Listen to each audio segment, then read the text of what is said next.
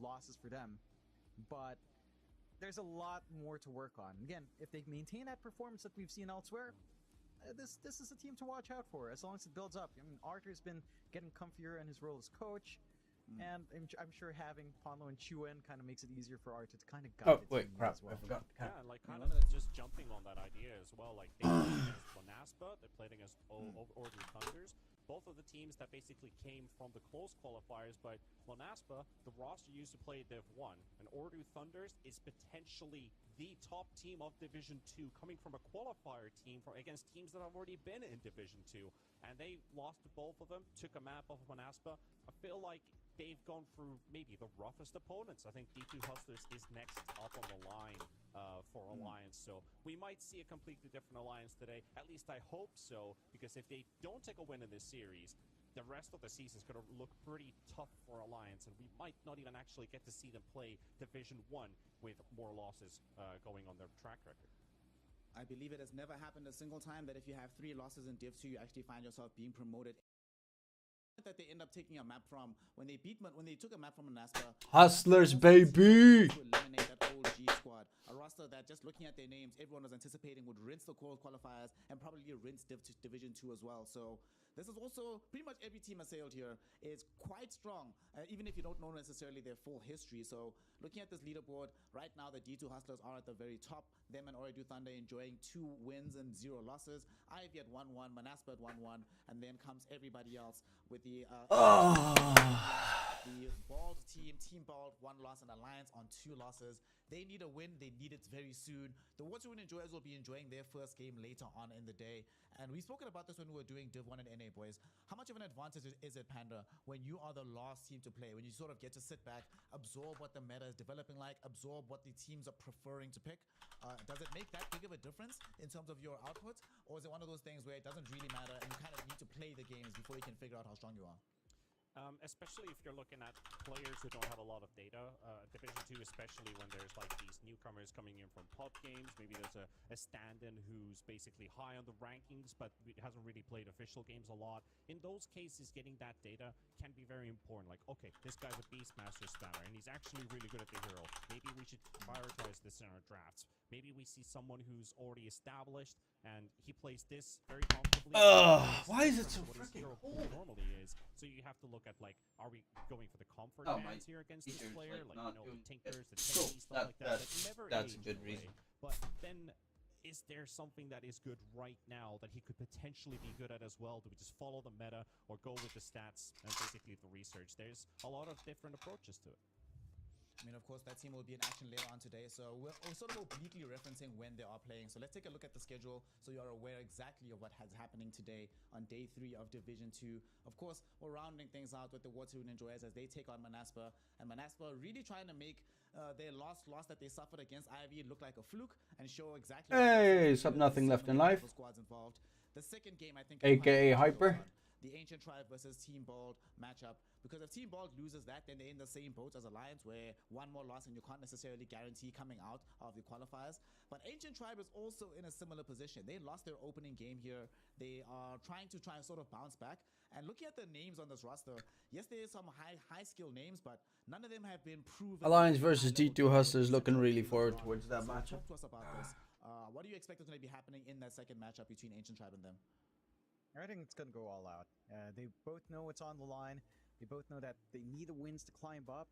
Ancient Tribe did.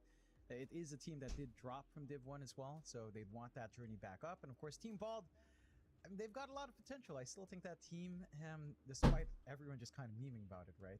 It is a formidable team in the right circumstances. And if they get their heads straight, then they should be able to climb up. Desperately need that win, as you said.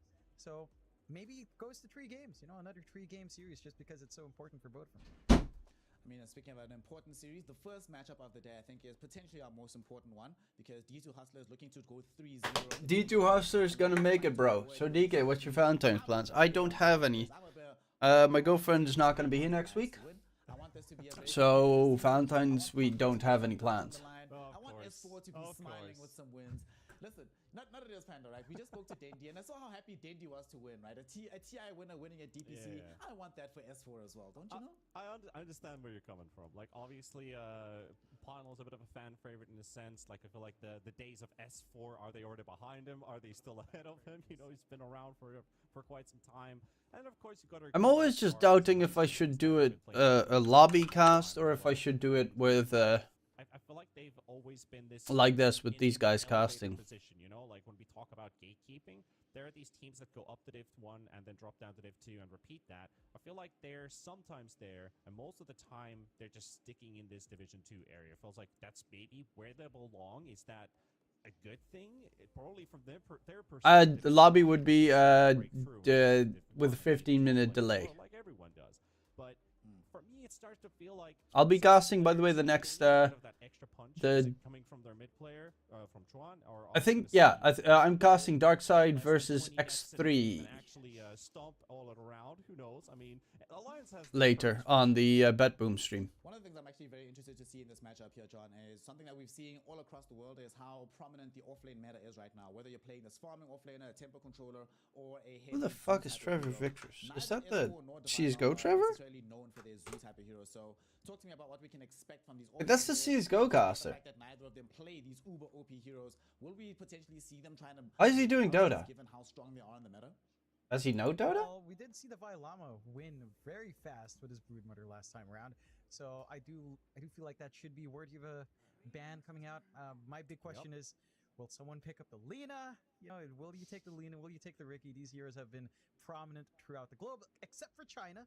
The Riki has not been popping up there, but everywhere else, that combination's been on. And you can see Alliance do respect him. Look at that sexy devil. Little Broodmother there. Look at that So, shad Lina's sexy still devil. cool. So the question now, you take it out. It's like, all right, this is our opening ban. So Centaur is a bit interesting. It's probably the most different ban coming out, but we have seen impactful Centaurs come through. And guess what? One other broken support. That Treant Protector comes through. So there you go. Nothing So too what do you have to different. do now, right? You have to take away. What do we normally see in this paired with? Do you see it paired with? Divine Llama is Do you see it also paired a with beast. Lina / Sniper. What is the other OP one? And Leshrac. Yeah, those are like the top 3 ones. I doubt you want to be dealing with the Leshrac this early on in the draft. So Panda, what do you want to see from Alliance? Should they just like snap up this Death Prophet and decide what to do later? I guess so. All right, you're doing my job for me. Sure. I mean, basically, yeah. Like, there's basically Wait, two what? approaches here. If Okay, I'm doing lobby casting. This is really weird. Wait. I'll show you in a sec. 10 seconds remain. They're pretty much already done with the draft 5 seconds in remain. the lobby.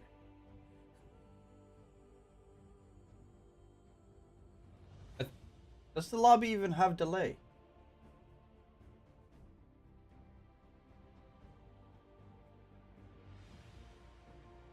Dire crew back. Sniper. Okay, so let's see. We'll just do it manually casting ourselves. No shenanigans with it. Let's see the draft. Death Prophet banned out. 10. Sorry, Death Prophet, Tiny, Rubik, and Sniper. Rubik actually made it through the second round. Ricky on the D2Hustlers side as their 4th position, most likely with the 3 and 5. Shadow Fiend probably as the safe lane. Viper off lane. They have pretty strong lanes on D2Hustlers. The fact that they picked up the Sniper, though, if this is a safe lane Sniper, it will make it so that the Viper has some struggles in the lane. DP can easily get killed off by the SF, but D2Hustlers could also flex the SF towards mid if so. Please, if they wish for that move to be made. Although the bans do they still have left in the game, they made sure that Charlie didn't at least get his illusion-based heroes. So I think they forgot to put the delay on. I'm like, yeah. There's a delay. There's no delay. The fuck? Radiant crew ban.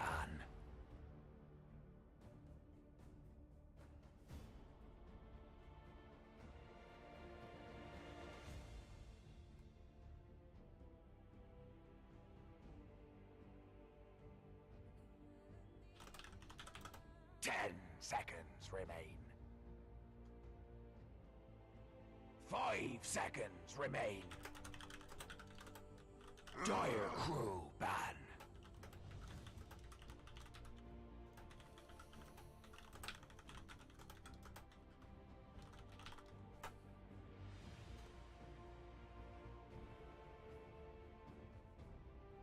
But, you know, for us it's at least entertaining. So that we get the freshest of views. Brewmaster ban, okay. They expect this to be a safe lane sniper, which it arguably probably is. D2 Hustlers, okay. Alliance expect them to still go for a safe laner, even though SF definitely. We know that, for instance, Chiwon from Alliance likes playing the SF mid. So they might be expecting it to go that route. It kind of also depends on what the DP is going to do, because if this is a DP or a tiny mid, I think Alliance played DP5 recently as well. Radiant crew. So they still have reasonable flex on the Alliance side. Last pick is on their part as well. Nature's Prophet banned out. Nature's Prophet is a flex pick. Can play all 3 lanes. I need to put on a vest because it's freaking cold. 10 seconds remain. I'm going to put on my Viking GG hoodie. 5 seconds remain. It says, you know, Chad's playing. Good old Viking GG love. Nope, wrong side. Viking GG, baby. That's how we roll. I think Shad will play Ricky. He's not really a big Ricky fan.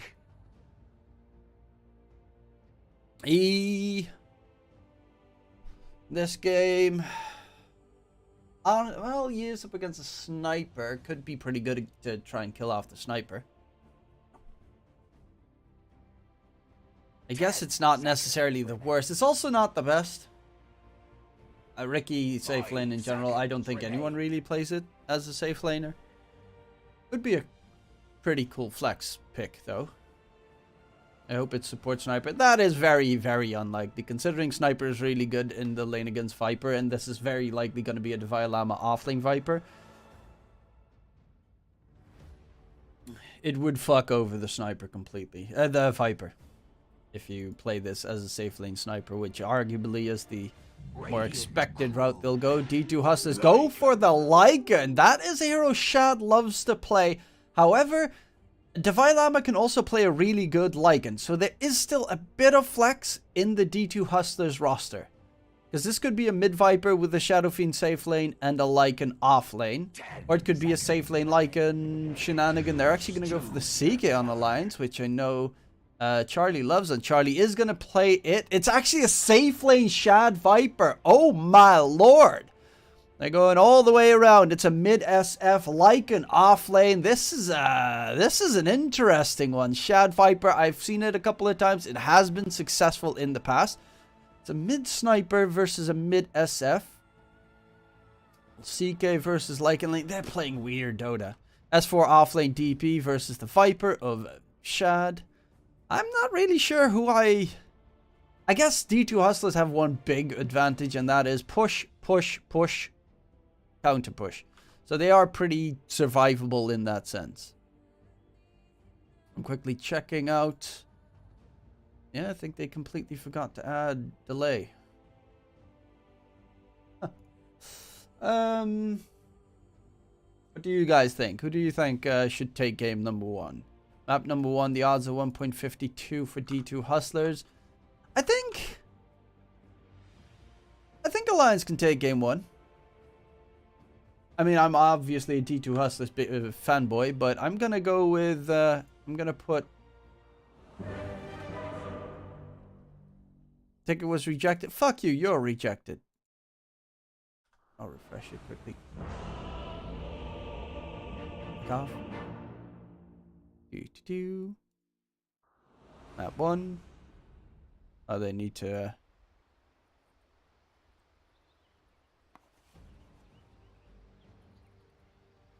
It's currently locked while we're waiting for it to be ready. Come on, get your ass going. I need to place a bet. Map 2. Map 2, 50-50. Map 1, if you're wondering why it's so favored towards Alliance. Yeah, I'll keep an eye on that while we are watching the game. And if the odds change, I might adjust my prediction. But I personally think that both teams have a pretty good lineup.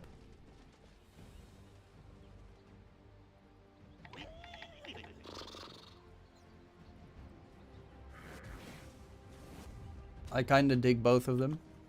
The sniper mid, it's a really good sniper game. The only downside that could be a problem is going to be the Lycan, and possibly later down the line Alex on that Ricky as well will be a bit of a nuisance because he does have that sleeping dart.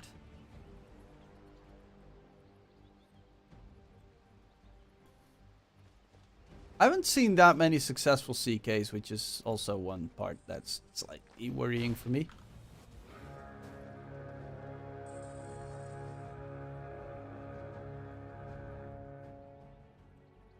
Kill all them filthy landlubbers. 2 for 2 bounty rune trade. Let's see. S4, who's got the highest rank? Charlie is 57. Hanskin 1. Okay. Chi1 is 29. That's not bad. Shad's 38. Shad, is he the highest in the team? I think so. Yep. Shad is the highest ranked player in the team. Here we have Treant plus Viper. What a filthy lane, by the way. You get those lead seed slows in combination with just a couple of poison attacks and you bully them out. Angel's already trying to do the bullying out. Snipes the courier of Ponlo. Means Ponlo has 0 regen with him. No sustain whatsoever. That's not a way to start off the laning stage.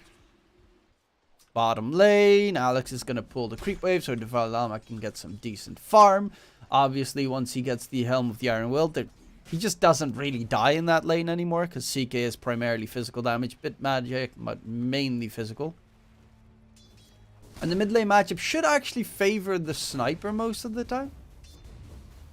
Though, one downside for sniper is his auto attack damage is garbage. Granted, so is the Shadow Fiends until Shadow Fiend gets a couple of Necromastery stacks. But he does have insane attack speed. Attack animation on sniper. Yeah, here we have the creep lane that got pulled behind. And they're just screwing around, trying to get some farm. Well, Shad 7 and 1. So far, through all 3 lanes at the first couple of waves, looking not too bad, not too shabby.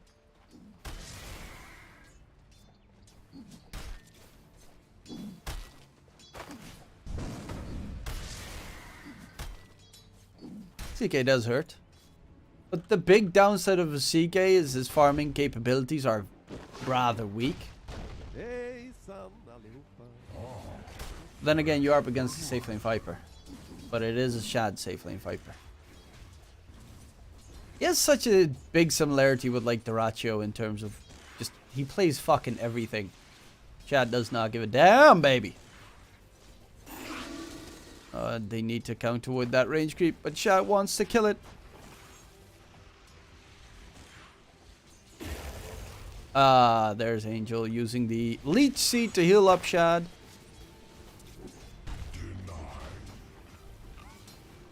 And Ponlo wants to go for the toss-back play. Shad takes some damage. Actually, Ponlo is the one that's in trouble now. First blood secured for Shad.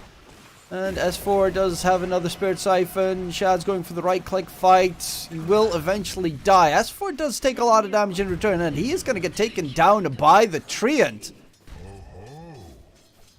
Make that a 2-for-1 trade in the lane. Gotta be... Oh... Yeah, Ponlo's gotta be a little bit more careful in that lane.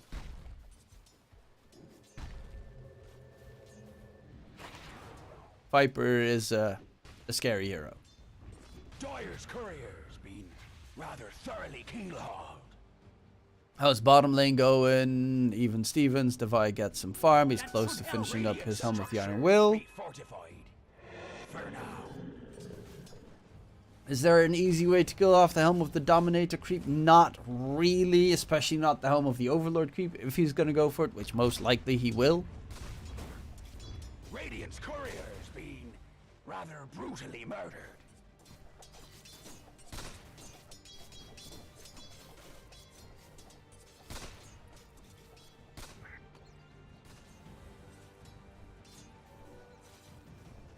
Auto runes get secured. No SF refill. Needs one of his supports to pretty much die so that he gets a free bottle refill.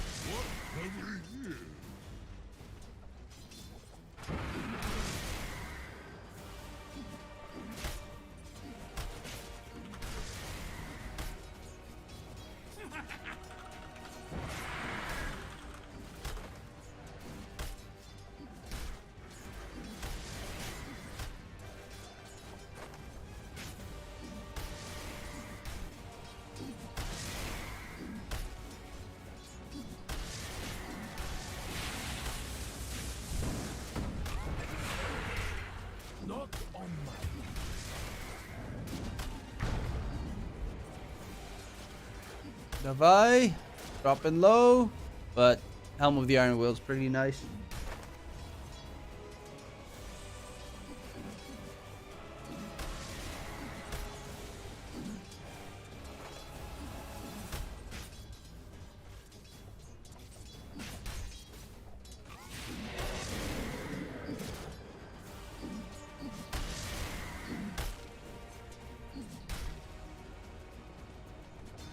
Radiant's courier been killed.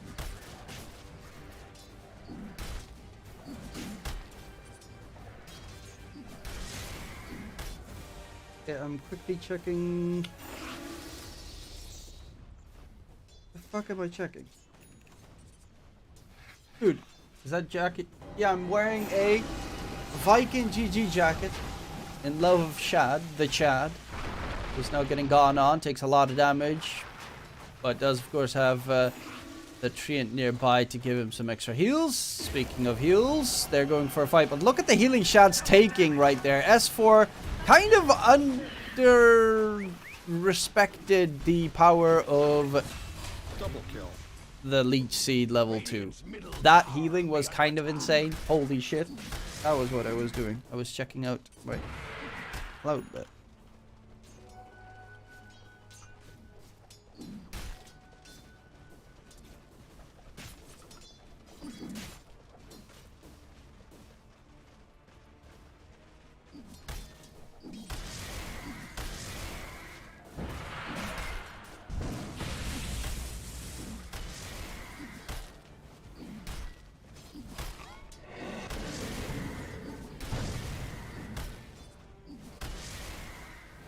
Well, Devi, again, gets dropped low, but doesn't die, because extra 6 armor plus 5 health regions, really good against a hero like CK.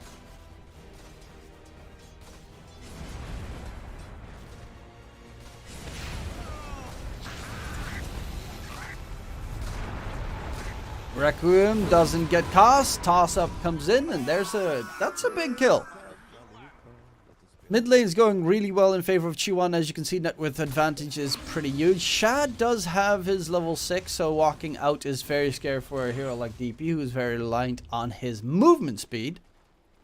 And Angel, I don't know if it's Angel or Angel.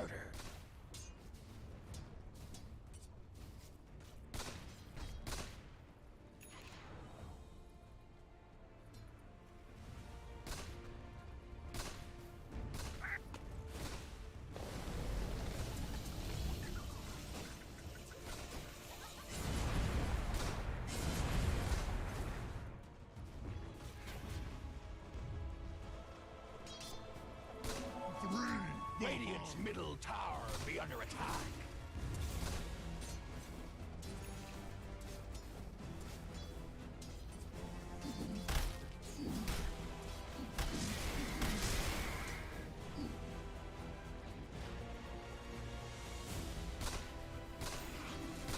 Chi1. They're gonna go in. Toss back onto Mirage. Has that Requiem available. Triple Shadow Rays. Goes for the Requiem. Jump in from Alex as well with the silence, aka the evasion as well, or mischance forced upon their enemies. And a nice kill, because Chi1 had a 3-kill streak on a mid sniper. Went for triple Wraith Bands as well.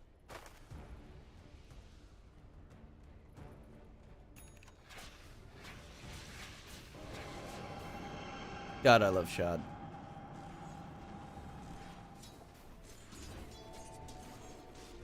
He's just chilling in the top lane. No fear. Farming easies here. Dragonlance's going to be his first item.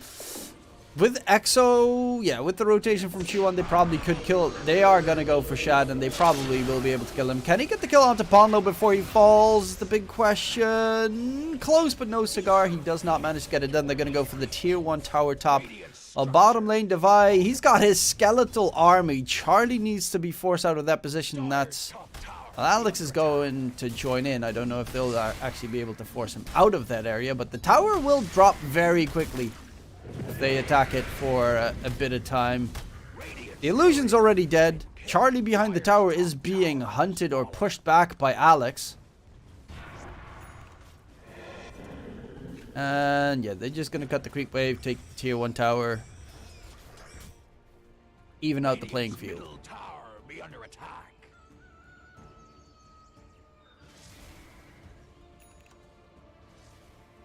Heroic's about to beat Complexity, which is not too surprising. Actually a bit, because Heroic's been looking kind of shit lately.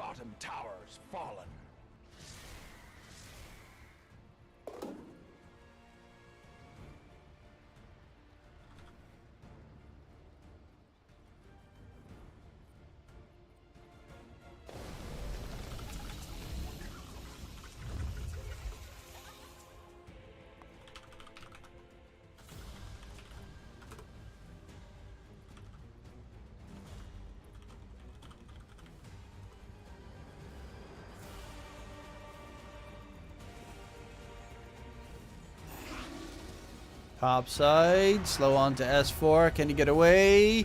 Overgrowth holds him in place. He is not silenced currently, so we'll be able to get the Spirit Siphon off, going for the TP out. TPs, but then dies in the fountain. Of course, the dot damage was a little bit too much to handle, while in the meantime, Devi Lama heading towards the mid lane has a Centaur creep now available as well. The tier 1 tower is going to be besieged.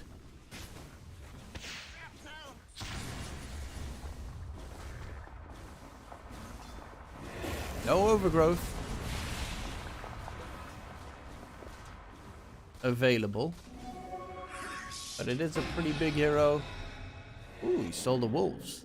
Summon wolves. That's a good scouting tool. Dyer's bottom tower be under attack. By Hanskin. Because of course the wolves are invis.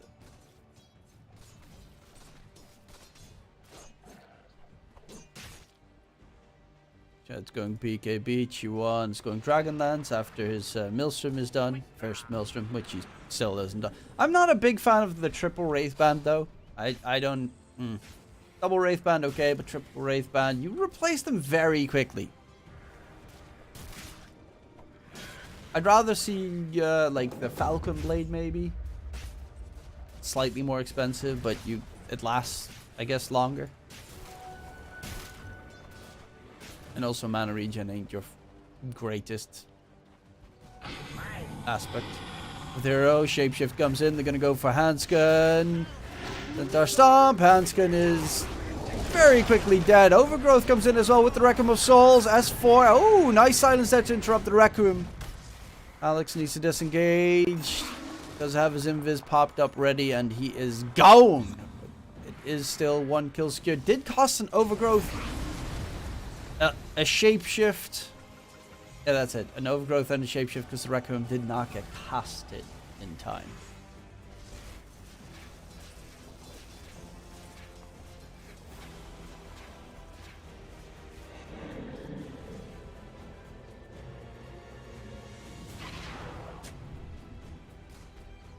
Radiant's courier's been killed. Treant on the run. Does he get away and stay away? A lot of damage. Exorcism was used. There's also Requiem onto Ponlo. Mirage trying to get the kill. Triple Race is going to be just enough to get the kill secured. S4 actually is in trouble now as well. They find 3 kills. They're looking for more. The Lycan is just body blocking Chiwan, holding him in place. No evasion, no dodge, no nothing available for the sniper. They're just going to overwhelm him, take the tier 1 tower towards mid, and continue their stride for more.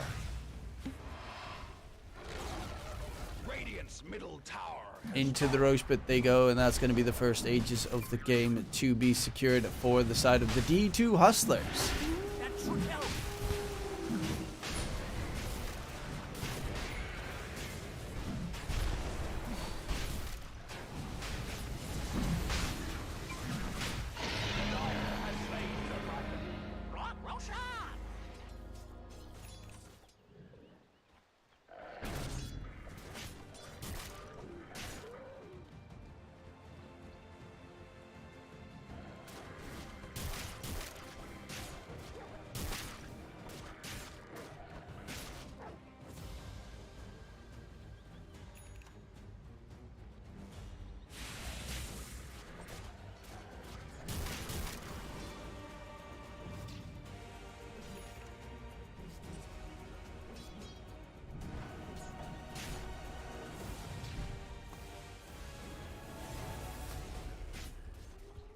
Well, they're making some waves. D2 Hustlers definitely looking to make it to Div 1 next year. Oh my god, I would love to see Shad in Div 1 with Western EU.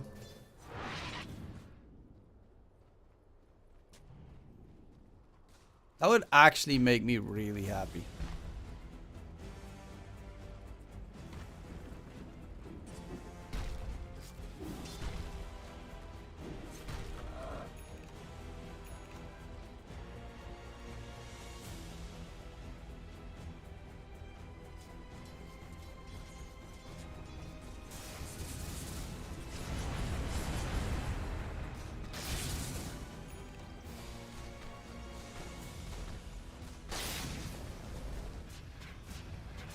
Because their draft is kind of fucking weird, right?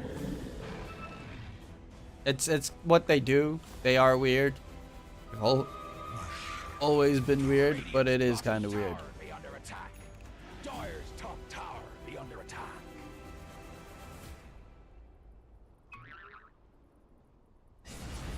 Radiant's bottom tower be under attack.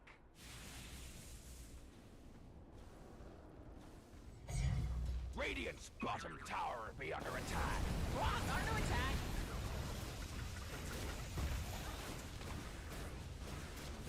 Radiant's bottom tower be under attack.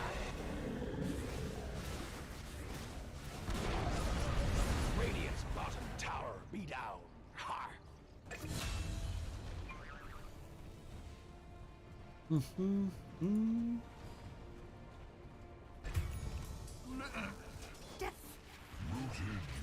Okay, let's see. What's the next item going to be? They have the BKB done. The Hurricane Pike is a nice one.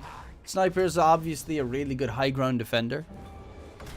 But the problem is CK is not a hero that scales kind of whatsoever into later portions of the game.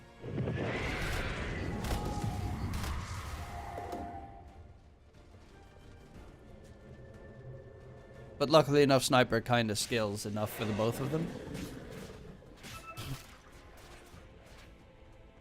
Davai continuing, just getting himself as many auras as possible. Dire's top tower be under attack.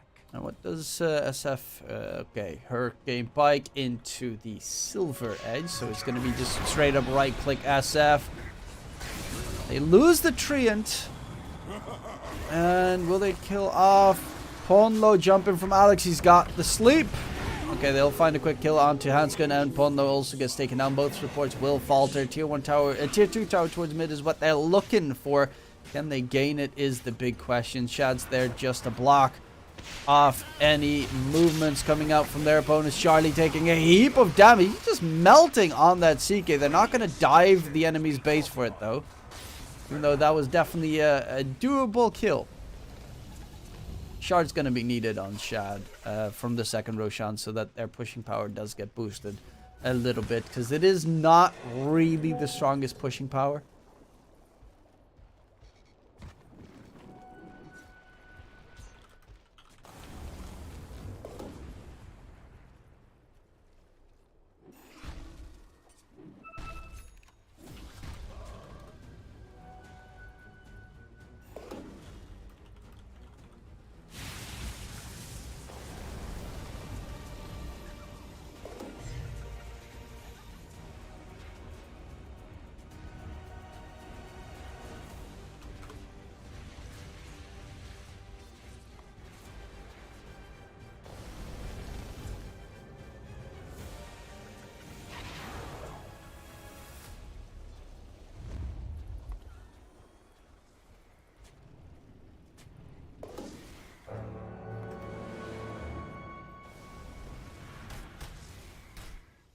Ages reclaimed. How can they... again, high ground defense is something that they're pretty good at, especially once Pulno gets Blink, because then they can play the toss back.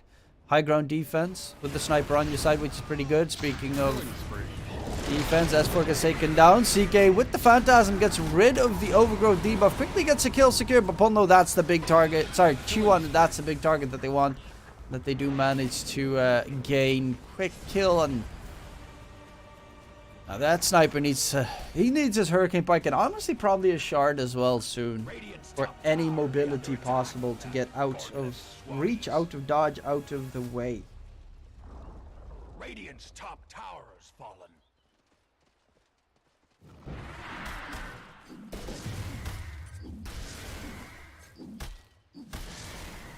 Radiant's top tower be under attack.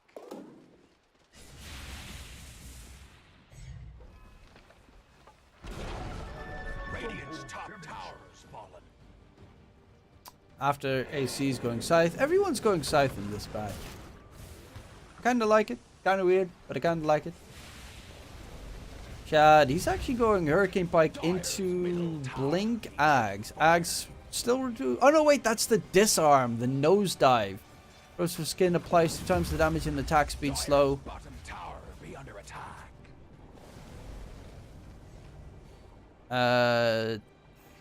That are within 500 distance. Viper slams into the ground, disarming each enemy in 500 AoE for 4 seconds, splattering everyone in blah blah with corrosive skin.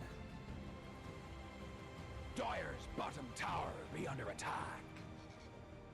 That's actually kind of cool.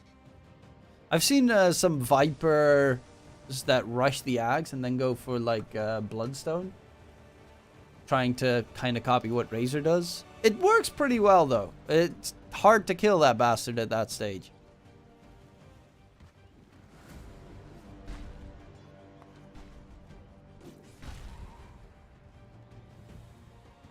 Alex can send out his Aether Lens recipe.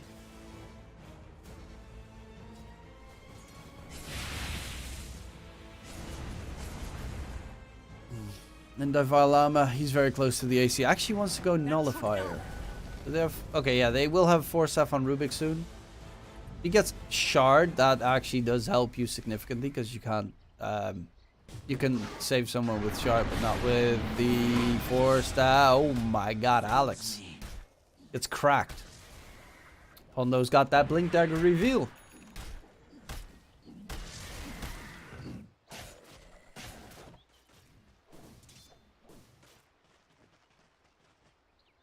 And Vailama doing his split push shenanigans. AC is now done to be delivered.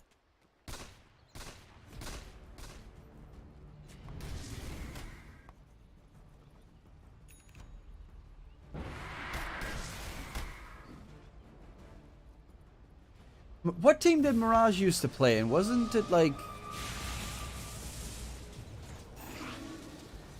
I have a feeling he used to play... Oh, Rip Hanskin. In Waterrune Enjoyers or something? Like a Kazakhstanian roster? Roche is ripe for the take-in. Free shard.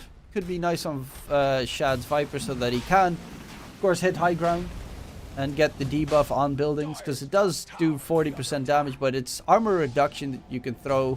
You can have 8 armor reduction on buildings. Charlie's not done with the BKB yet, and Alex hits him with a sleeping dart while Davai gets taken down bottom. Dire's top tower be under attack. Okay, it's a pretty big kill for Alliance. Will delay any pushes for a bit.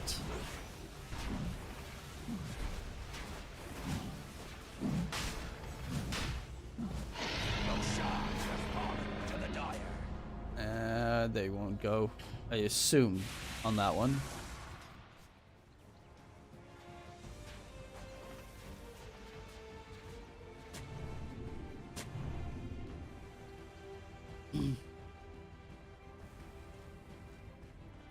One low. Toss back play onto the Viper. He does have his BKB, and Shad's just gonna go in onto S4. The slow is there. The damage is being controlled, and S4 can't get anything done. Exorcism is down for 140 seconds, even if he had a buyback. Sleeping Dart onto Chuan. Can they keep Chuan alive? Gets the slam on the floor from the Ancient Thunderhide. Nice dodge there. Mirage with the Illusion Rune dodges the CK stun. But luckily enough, the CK will be back on the high ground, so he will survive. But they're just playing this one so much better on the side of the Hustlers. Radiant's middle tower be under attack. That's a Div 1 team and coming up for next season. That is that's beautiful. Radiant's middle tower be under attack.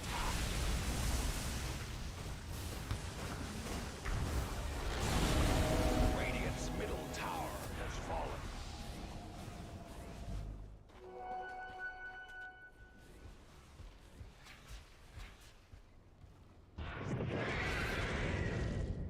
Charlie.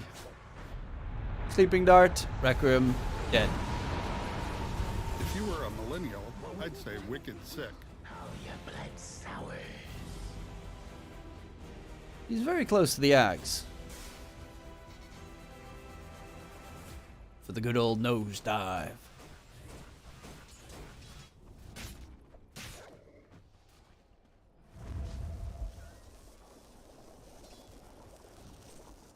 Bottom lane, Chihuahua needs to be careful that he doesn't get nightmare slept. And he gets slept and he's very dead. Without the sniper, the high ground defense is pretty hard to get done. Overgrowth gets stolen. That's a good steal for Hanskin, but if he jumps anywhere close to that fight, he is very dead. I guess it's nice if they like and shapeshift chase him down. Actually gave the shard to Mirage instead. Bit sad. But they have push in the rest of the lineup pretty easily. Can even use the ice fire bomb for a little bit of extra pushing power. They won't. But it's a possibility. Full set of racks has been secured. Q1 is back up in 10 seconds.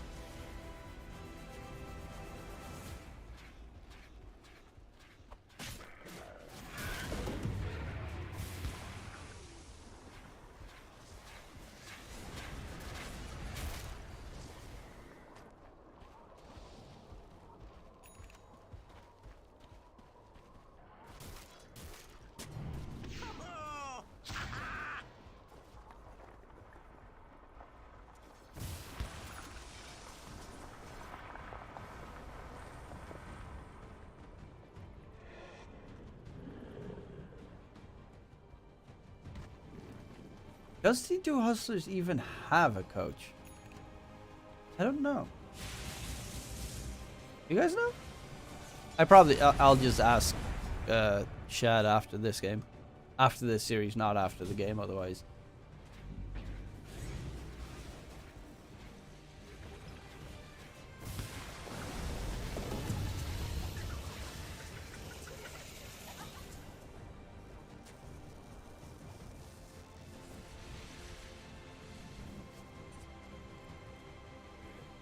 Otherwise, big fat juicy rip.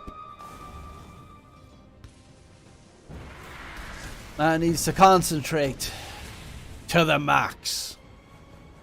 Because they'd be 3-0, and Div 1 seems very likely next season.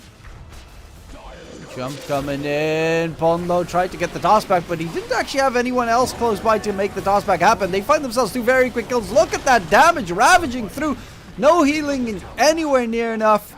The mini fear on Charlie tries to phantasm and get any damage done, but it's just a crackdown, smackdown, a whole lot of damage. And back to the high ground they go. They kill off 2 cores. Chuan is still living, but he's got a Hurricane Pike, Millstone. That's all the sniper has. It's just not enough. It's a massive gold advantage, isn't it, Darksteel? How you doing? God, my room is so cold. I'm freezing, bro. Radiant's top rags have fallen. Radiant's top rags have fallen. Hey, what's up, PP? How you doing? I haven't had any response yet, but to be fair, it is Sunday, so he's most likely not working.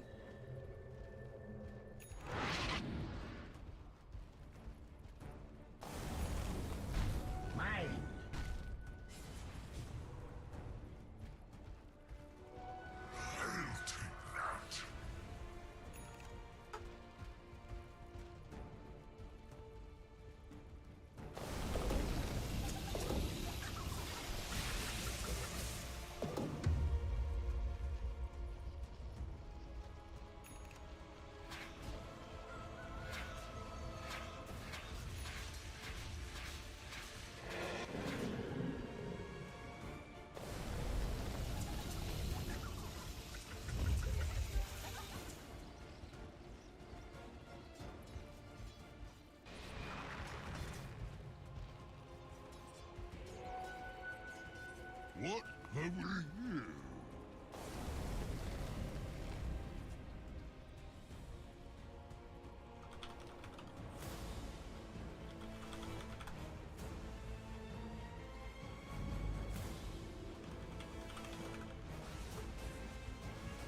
This game looks over. Yeah, it pretty much does.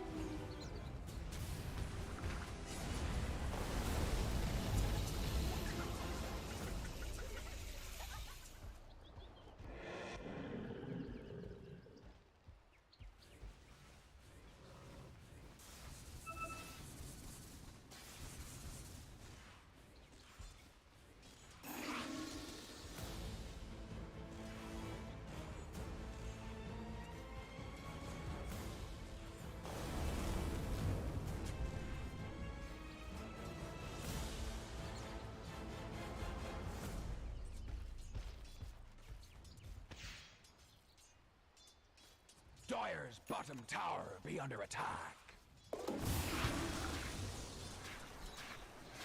Dire's structures be fortified.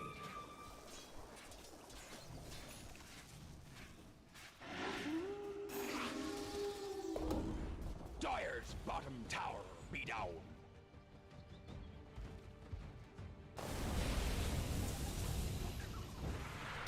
So now we're just waiting for them to finish game number 1. Alliance, by the way, if they lose this series, they are 0-3, and their chances to make it to Division 1 are pretty much over. And D2Hustlers, if they win this, they are 3-0, and their chances to make it to Division 1 are very likely. That should help.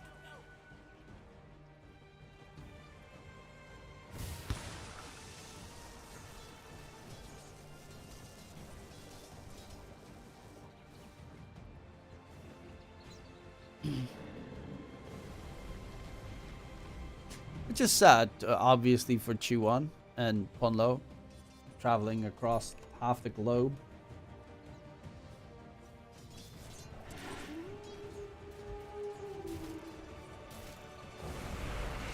Let's see, Lycan Nullifier is done.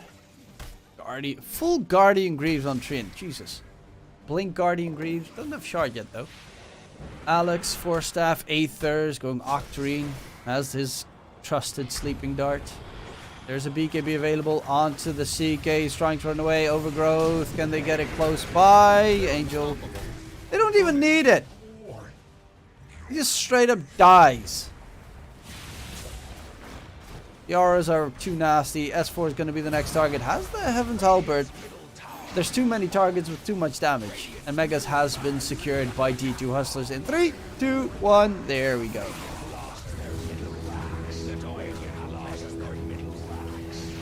Hanskin, dots, dots, dots, baby, dots, dots, dots. Bunlo tries to get a toss back play, but oh my lord, it's all going horridly wrong. Buyback on the Tiny. Shell's just standing there, I'd say wicked sick. not carrying a single F at what they can throw at him. Hey, some.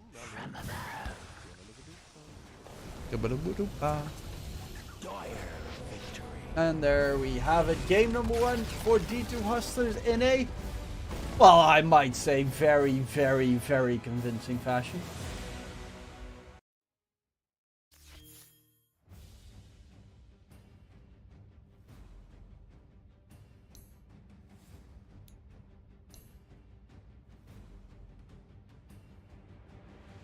Look at that building damage. Lots and lots of building damage, hero damage. Not really that many big fights. I mean, there were some nice engagements, but it wasn't like a super team fight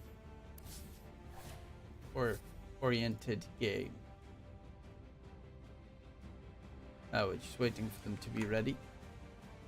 Let's see how far they are.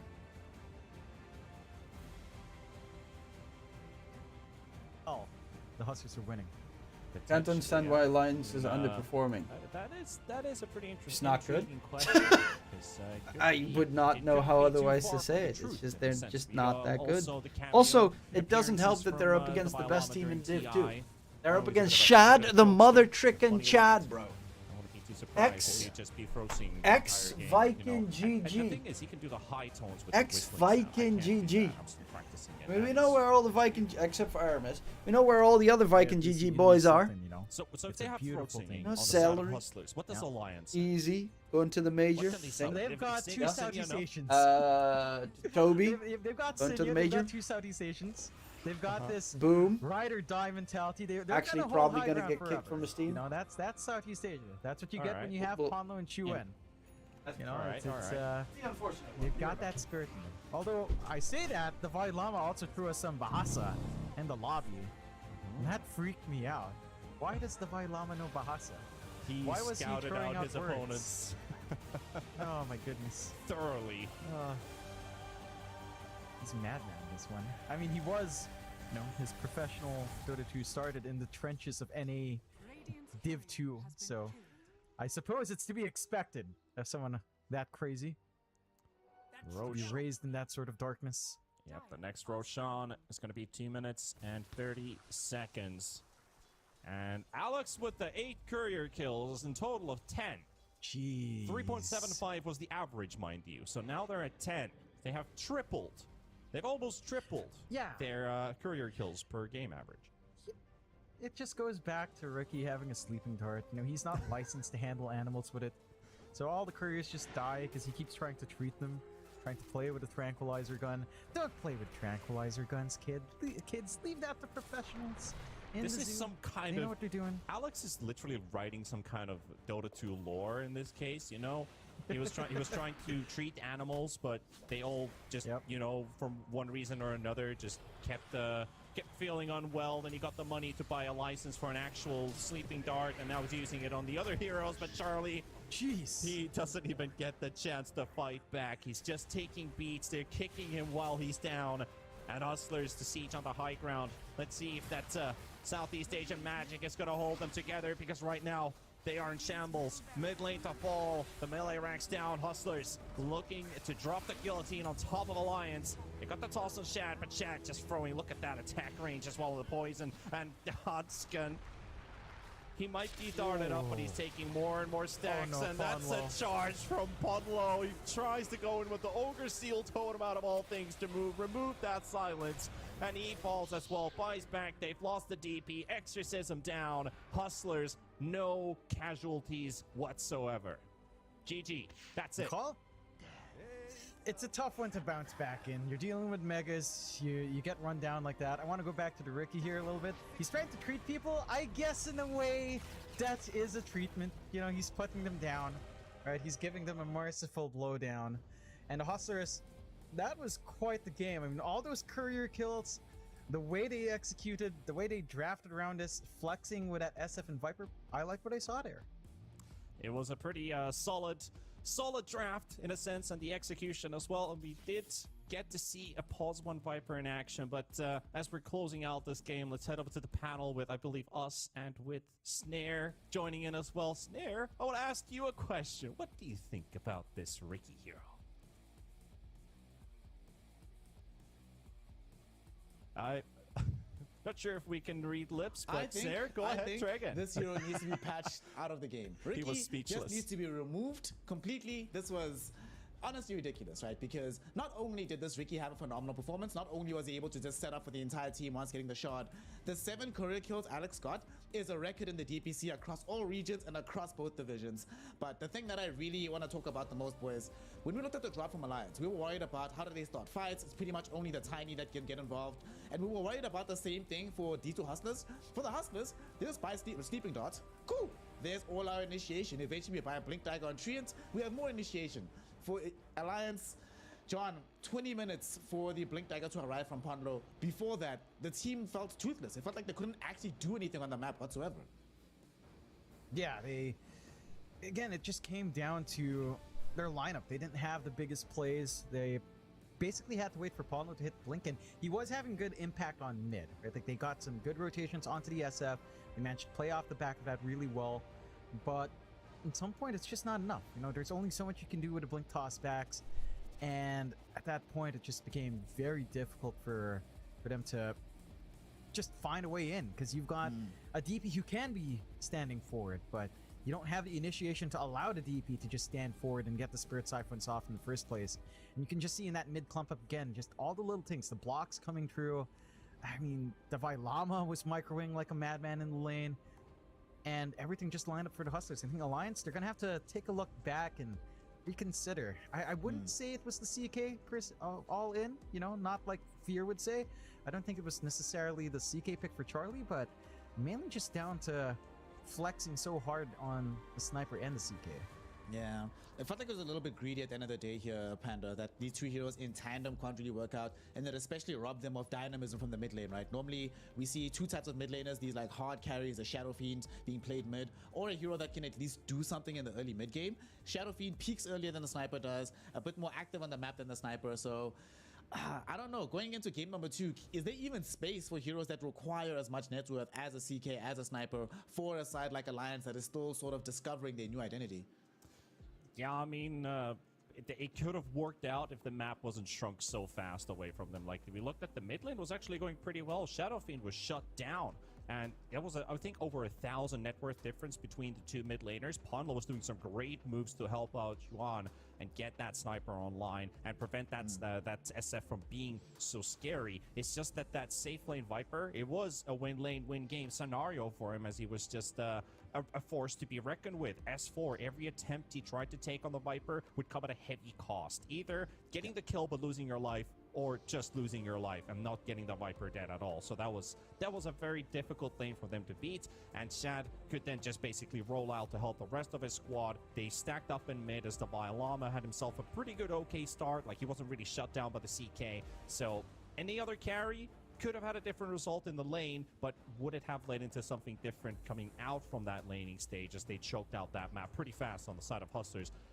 Anything could have been. I mean, it's just a what if situation basically for Alliance. I'm willing to give Shad the MVP for this one, because I will never give Ricky an MVP vote if I can help it. So let us say this Viper, the performance he did, being able to shut down the safe lane from the Death Prophet, not allowing S4 to really have a game. And then one of the things I really noted about this game as well here, John, is the safe lane Viper, right? The Treant Protector for Angel, the Ricky for Alex, which, like I mentioned, courier kill record right now, as well as their offlane Lycan.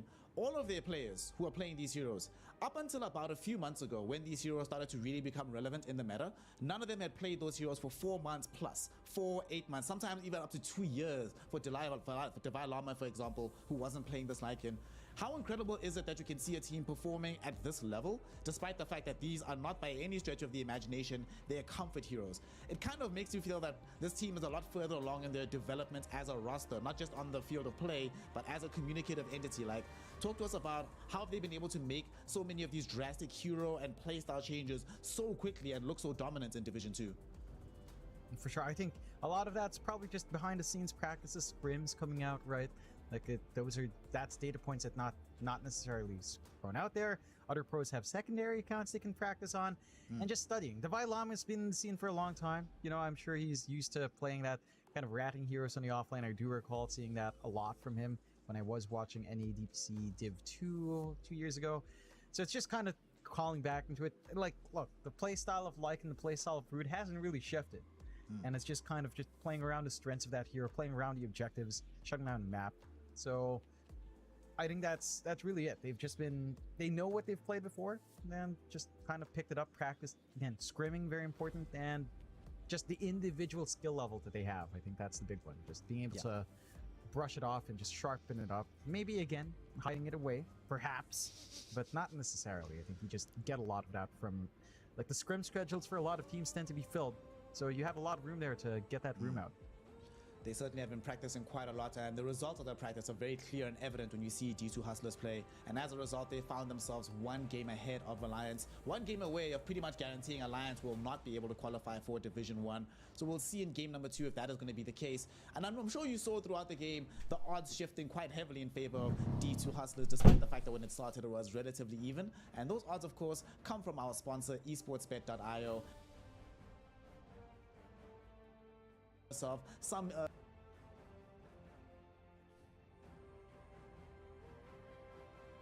Oh, they're still not starting the draft. Hey.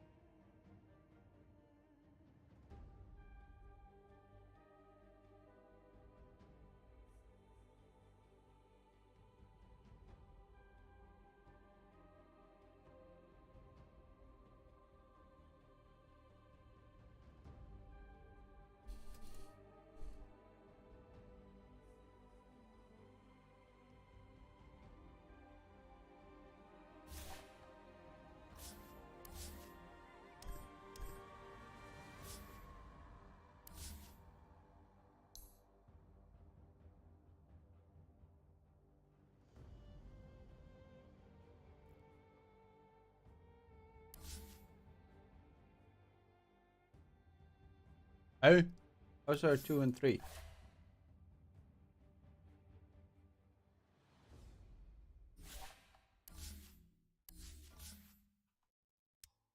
Well, they have fixed the fact that the delay was non-existent for game 2 or not. Heroic beat Complexity. Okay, Outsiders and Fnatic is very close right now. 13 for Fnatic and for Outsiders. How is Fasher actually performing in the team? Not great. Not great. Fuck. I will stop fragging on Vertigo. Which they win?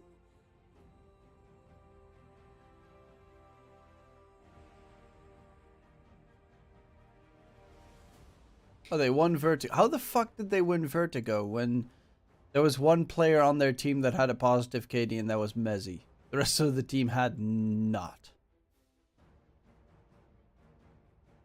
Oh, Fasha played shit in Mirage. He's playing okay-ish right now, I guess.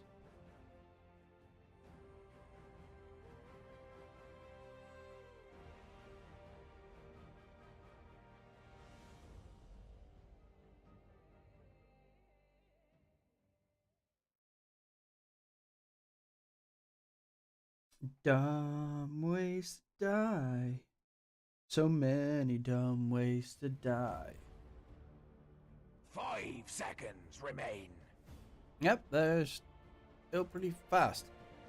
Radiant crew ban. Dire crew ban. Radiant crew ban. Dire crew ban.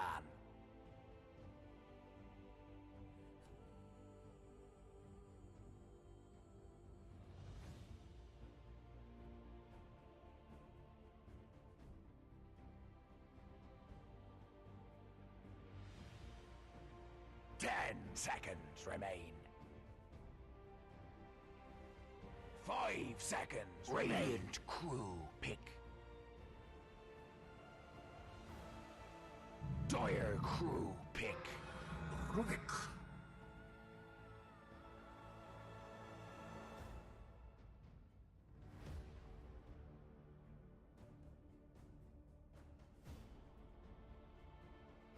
Dire crew, radiant.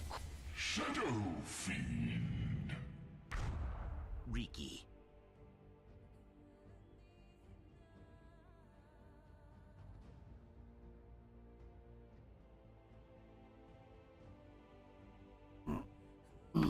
Radiant crew ban. Warteeth.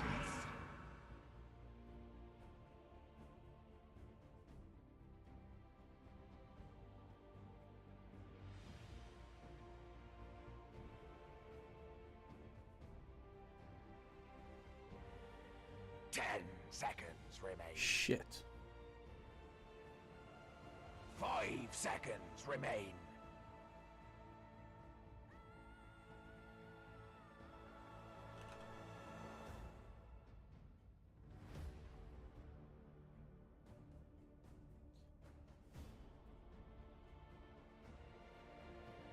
Okay, let's see, what do we have? Now we can focus on the game. The draft. Rubik Centaur. Not the first Rubik Centaur combination that I have seen. It's for Alliance, so it's going to be S4 on the Centaur. Rubik most likely for... Actually, that's still debatable. It could also be a Rubik 5. But I assume it would be for Hans. Well, we'll have to wait and see. Shadow Fiend Riki for D2 Hustlers. Why try to change what has worked in the past? They actually ban out the Enigma, which I find kind of surprising. I know that, of course, the Lama loves playing as Enigma, but if you have Rubik on your side, picking Enigma is superb. They could, of course, go for the Enigma plus Silencer combo, which would still make everything a little bit sketchy. So that might possibly be the reason they banned out the Sniper this time on D2 Hustlers side, because they don't want to deal with that bullshit.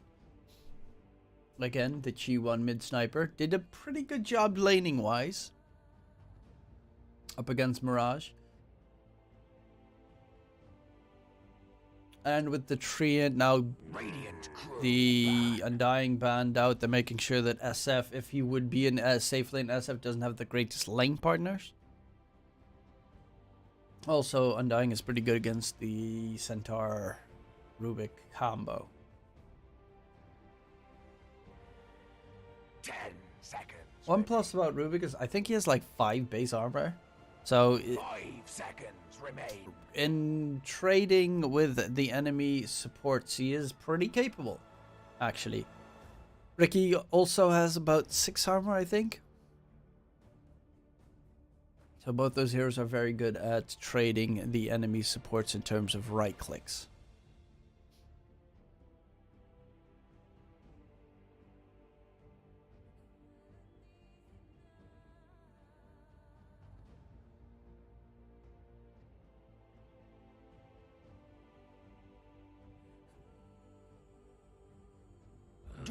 And the Lions get rid of more Devi Lama heroes. Lycan obviously can still always be at the back of their minds, because Devi played a good Lycan.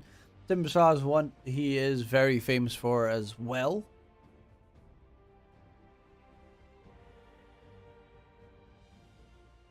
Seconds remain. 5 seconds remain.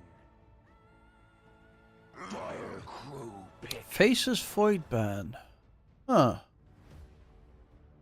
Radiant crew pick. They're gonna go they're gonna go disgusting combinations. The Riki Mirana Wombo combo, Nightmare, Sleeping Dart into Arrow. How filthy can you be? 10 seconds remain. Rubik has some okay spell steals to make this game. Requiem of Souls is a nice one. Mirana Arrow is a great one.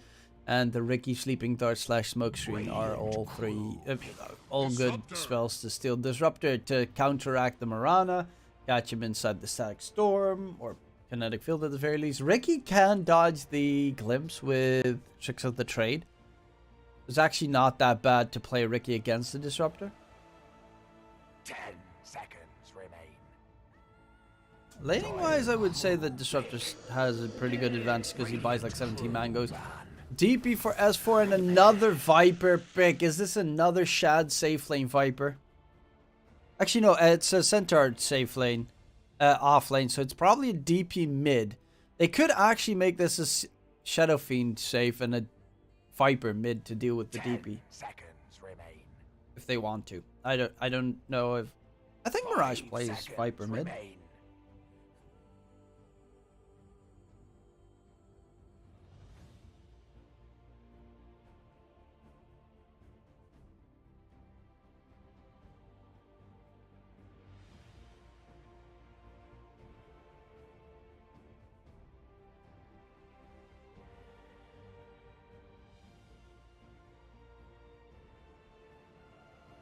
Dire crew ban.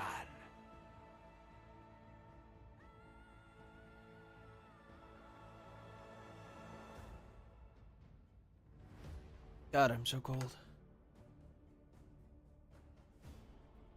Radiant crew ban.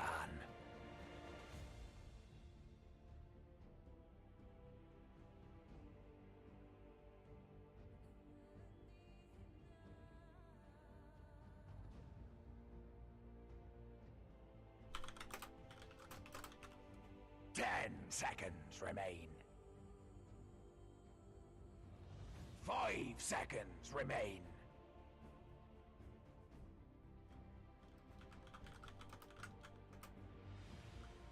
Dire crew ban.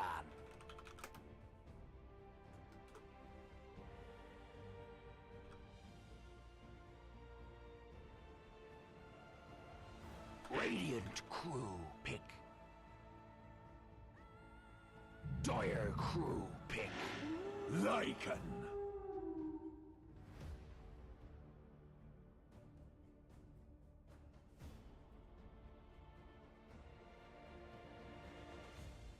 Well, they are gonna go for a Lycan on Alliance's side, which is a bit of a surprise. So that's gonna be a safe lane Lycan? 5 seconds remain.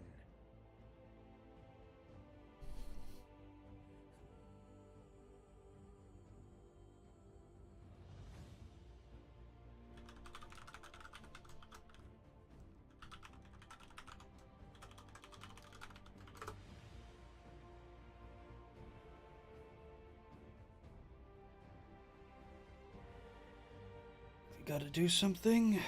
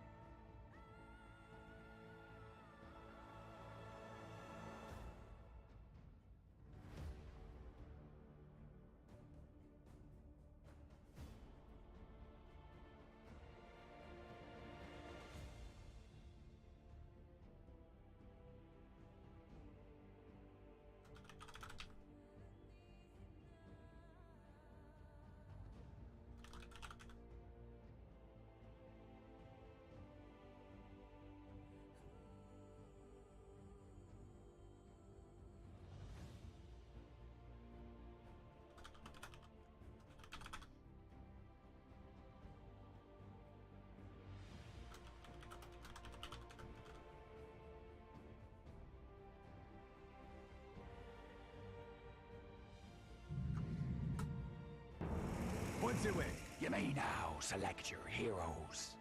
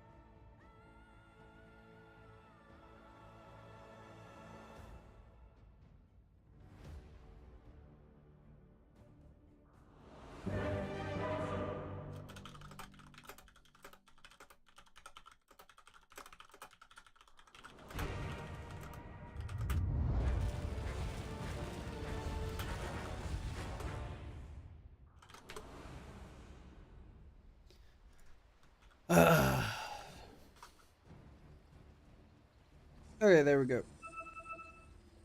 Prepare for battle. I've taken a liking to you. Hey, some. Come, Sagan. We ride to battle.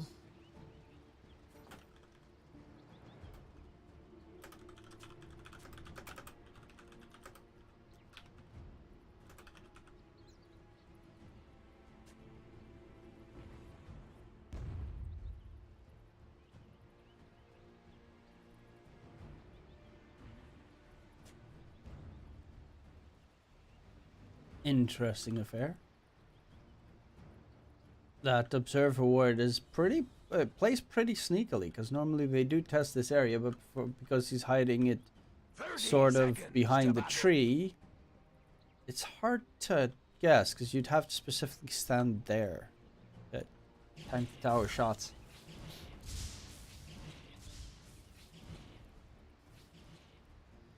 But okay, so they went for the Pango for the Vailama as their last pick.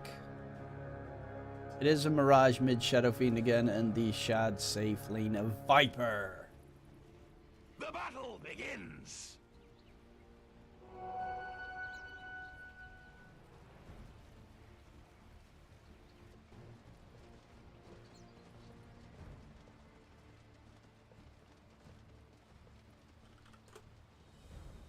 I feel like Alliance is gonna run out of steam pretty quickly this game. Kind of like last game, where they just, you know, at one point fell flat and died.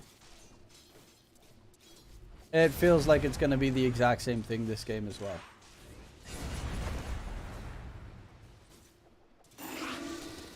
Lycan is, unless they get a really big advantage in the laning stage.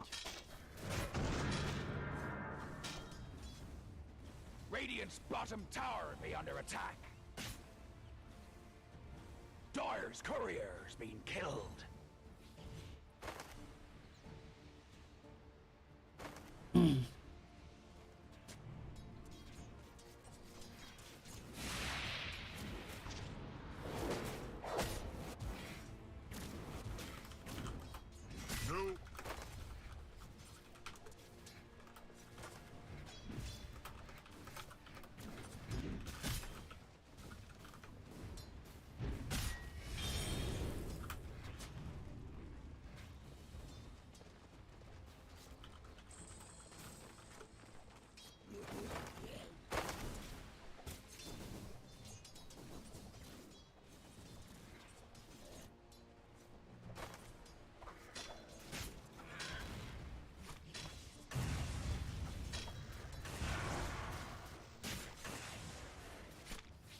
Well, here's that nasty harassment that I was talking about. Disruptor with the 17 million mangoes that spams it onto Alex. Alex with the constant blink strikes in return. So he's looking to use. Nice swashbuckle in. Hanskin, is he going to get taken down? And it is going to be first blood for Devilama. And he manages to get secured.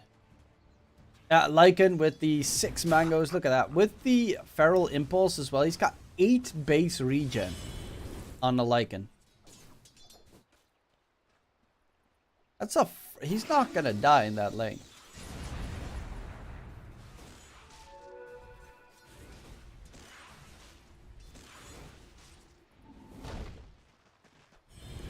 Oh, top lane. Arrow lands onto Punlo. Ooh, that's a big arrow hit. Punlo gets taken down, and that is a kill secured for Shad as well. Does miss a couple of creeps underneath the tower, it seems.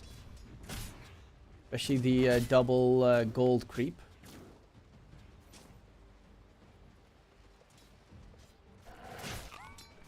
That was mid going between Chiwan and Mirage.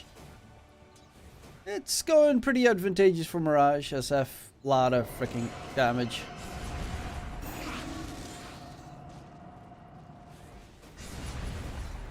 Now Chiwan needs to be careful with the Shadow Rays stacks. No. Actually, he's just gonna refill his bottle. Lift up, drag back, Shad. It's a Viper, so going in on a Viper especially considering you don't have much regen in this lane, is very dangerous. Rubik's actually... Wait, he's going for a medallion build? I haven't seen medallion in a long time.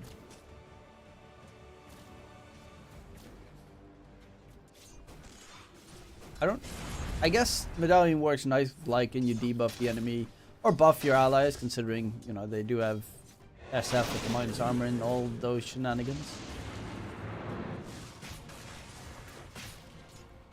Devi needs to cut his way through in the trees. There is no Ricky to help out, and Devi is gonna get taken down. Charlie gets that kill. Alex was pretty much nowhere to be seen.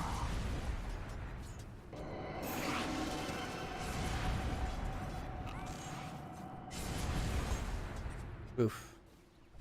Doesn't get the range creep kill. But Chiwon takes a lot of damage here.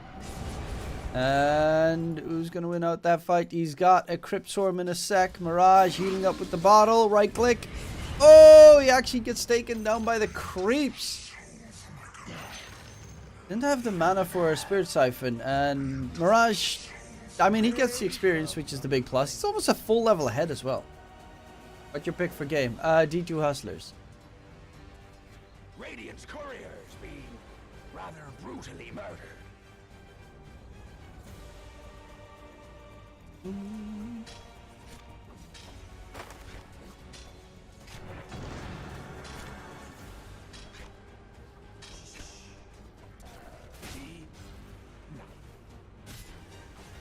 Doyer's courier rather thoroughly killed. Oh, Courier got sniped by Pon though.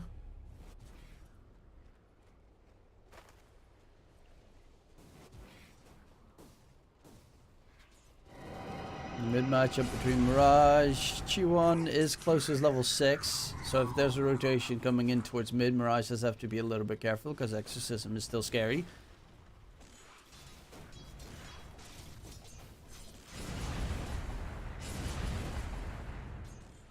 Well, there's the guess. Where's the rune going to be? It's going to be a top rune. Haste for Chiwon in the bottle. Yeah, now especially once level 6 gets reached with the Exorcism, it's terrifying. Ooh, handgun. Mirage doubted a little bit about himself there. Probably could, if he had that second Shadow Raise, the slow would have, I think, been enough for the Ricky to finish him off. But Shad's got another full free farm lane. Charlie's also got a pretty good lane to himself. Obviously, the Vylama is still getting decent farm, so they're pretty much playing farm trade lane. But Shad's just got a full free lane.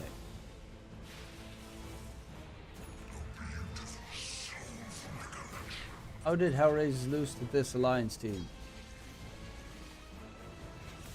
It not being official DPC, so they did not care as much, I guess. Radiant's middle tower be under attack. Is this Alliance team, if they lose this series, they are 0-3. They are, I mean, making it to Div 1 is near impossible at that stage. It's what the ancestors give me. There's D2 Hustlers. If they win this, they're 3-0. They're going to be looking very good to make it. Shapeshift Charlie rushing towards mid. Mirage, can he get away? Any TPs coming out? Requiem of Souls! Requiem, Requiem, Requiem! And Mirage is gone.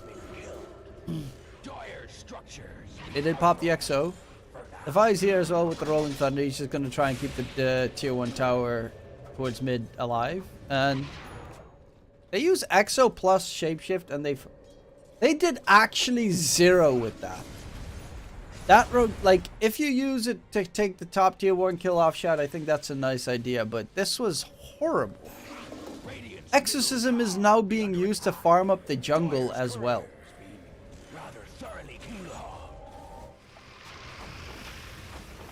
S4 TP's out.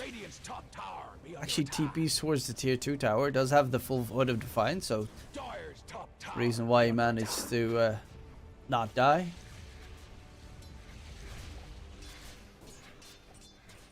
But it's not like Viper has big cooldowns.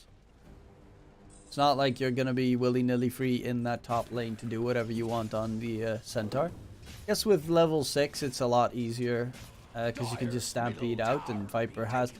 That's the only thing that they do lack a little bit, is their control's not superb, but once Sleeping Dart comes into play for the Riki, that will definitely wholeheartedly change. Hanskin held into place, will be taken down.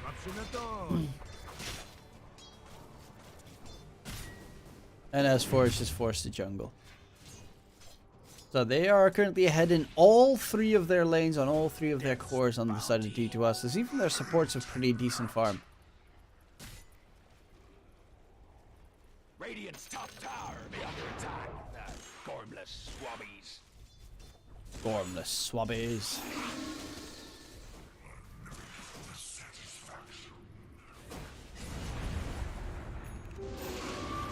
Glimpse back. Raccoon. Doesn't want to pop it. Well, slightly later. Use it. Well, no, the arrow actually misses from Angel. But yeah. He doesn't mind. He'll just farm up while walking back to base. Obviously, it's a little bit of a hindrance, and your Raccoon is now going to be on cooldown for a bit. But Slash gave a hootenanny. Alex did not time his tricks of the trade perfectly, but yeah, no, he's dead. So yeah, that was a little bit of a mistake there from the Riki. The one thing that is kind of annoying with tricks of the trade is its cast animation is severely deceiving. It's have very long cast animation. So you most of the time need to like preemptively use it. Davai, Rolling Thunder, chase in onto the Disruptor. Ooh. Will die. I was a little bit afraid there that he might be able to get away. I mean, I wasn't really afraid of that, but because they took too long to kill him, Davai could not use his Rolling Thunder for possibly more in that mid lane. Top tier 1 does get pushed in by Chi-Wan using the ending of his exorcism. They also have the Centaur there. If he tanks the tower does damage on itself. Which is always a nice addition, but they are rotating up towards top. There's the silence onto Chi-Wan. They have an arrow available as well. Center Stampede. Chi-Wan is running into the trees. He's kind of making it absolutely horrid for himself, though Shad is going to get taken down by Charlie in the meantime. Alex, does he have any way to disengage? Not, just got level 6, so will be found out. And they find themselves a very big double kill in the top lane on Alliance's side. They need a lot more of those moves, those rotations, to take down objectives. That's something that their lineup does well, is take objectives. Roshan, enemy buildings. Actually going Witchblade on DP.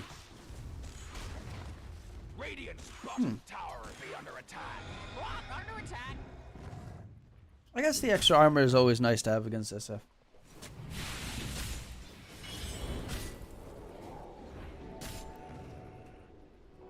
Needed that coin. A gift from the tempest of battle. Radiant's bottom tower be under attack. Radiant's bottom tower be down. Har. Har.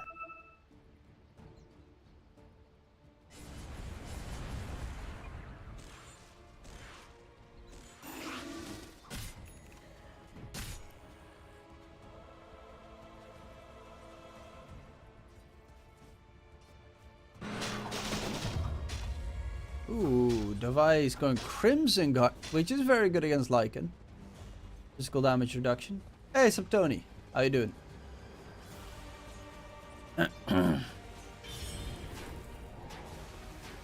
Yeah, Stampede, he should be just fine.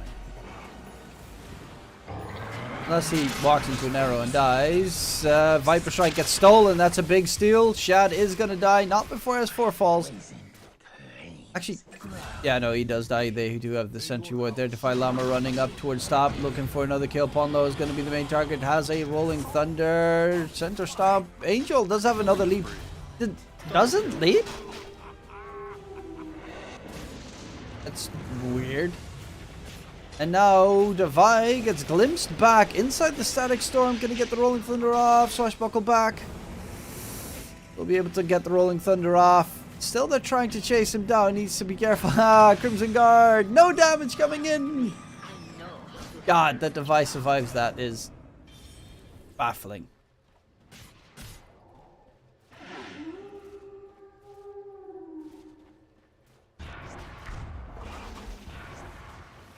Hanskin checks at the trade, dodges the glimpse attempt.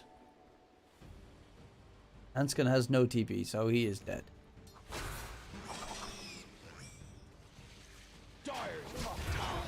Alex even picks up that kill, I guess, just to make sure he has the shard. Nah, that's grief. That's grief.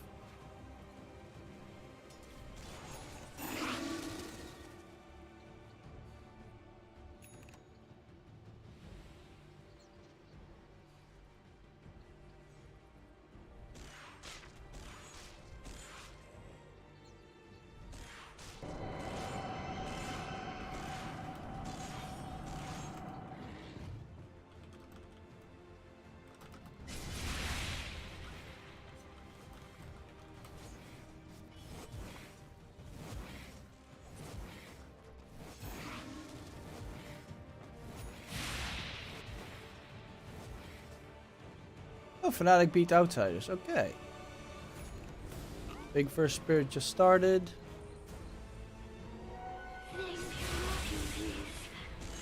One those going Guardian Greaves. That's why it's so weird for this DP to go Witchblade. He's not going Guardian Greaves. Dire's bottom tower be under attack.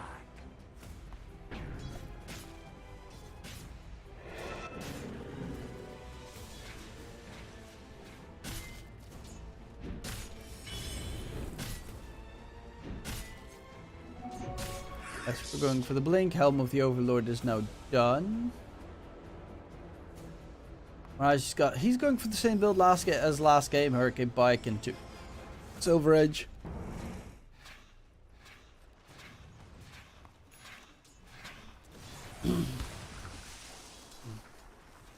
Wondering if, yeah, Shad's going the same build as well.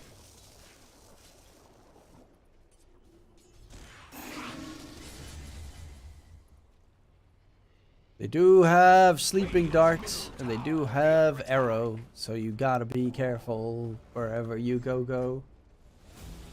In this game right now, it's all about the vision. Actually, there is a lot of vision here towards mid. They've got all the vision in the world.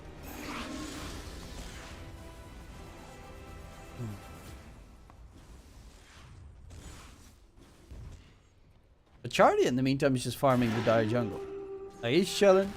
They're all focused in that mid lane, screwing around, while he's just getting easy peasy lemon squeezy farm. Shad TP's top. Does need to be careful. They do have a blink available on the centaur. Shad in the trees. He's going to get jumped quickly, and with the exorcism, shapeshift coming up, they do have the damage. Shad is just melted. All the TPs came in as well, so Hanskin can go for a glimpse, and that's why they're afraid of going in immediately on the side of the D2 Hustlers. Rolling Thunder gets interrupted. Requiem of Soul pushes them into the trees. Charlie Shapeshift is about to end as well. Rolling Thunder can get rid of the Chi 1 problem. Nice Axum Kinetic Field. They're all locked down in position. This is a huge attempt coming out. They even find Mirage. That's a second kill coming out. Look at the damage in return. They will at the very least find one before the fight disengages. But a big fight there for Alliance. Both finding Shad and Mirage. And walking away with only S4 falling.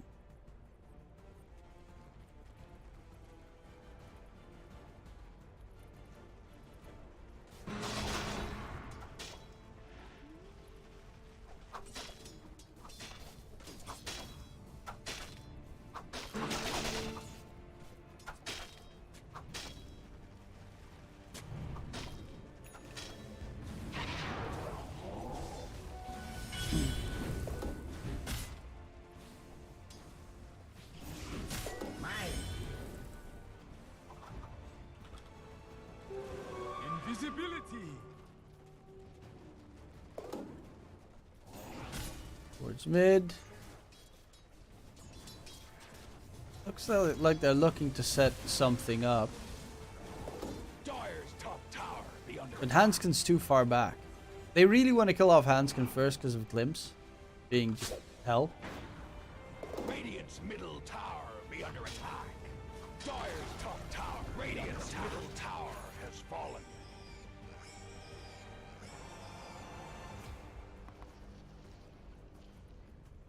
Dire's top tower be under attack.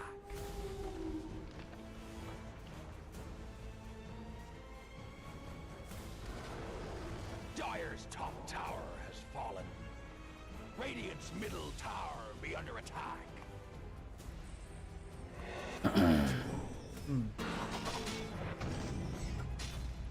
Devi wants roll up and Shivas makes sense. They have a lot of healing. There's a center stampede. They're going for Shad again. He doesn't have his BKB yet. Still is taking a lot of damage. Not as much as they would have liked. Stolen Rolling Thunder though from Ponlo is pretty big, and they will manage to get the kill onto Shad, but the Rolling Thunder from Devi Lama is also still continuing. Storm Kinetic Field. Mirage gets glimpsed back, but he's not going to get stuck. But he is going to get jumped at. Requiem doesn't get it off, and he blows his explosion of death onto his opponents. Ponlo will not be able to finish off Mirage. Mirage needs to get himself back in towards base, but that cripple from the Lycan Wolves will finish off the SF. And again, they find Shad and Mirage in that entire engagement. They constantly keep finding the big two. And with that, of course, shenanigan, Devi Lama survives all those fights. Now he's top net worth on the Pangolier.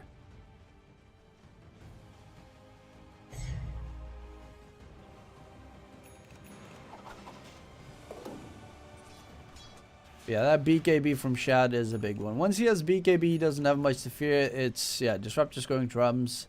Same with the SF. He's actually going for the Silver Edge on the SF. But yeah, once BKBs come into play, getting glimpse caught, stuff like that, should be a lot less likely to happen. As if the poor beast hasn't suffered enough.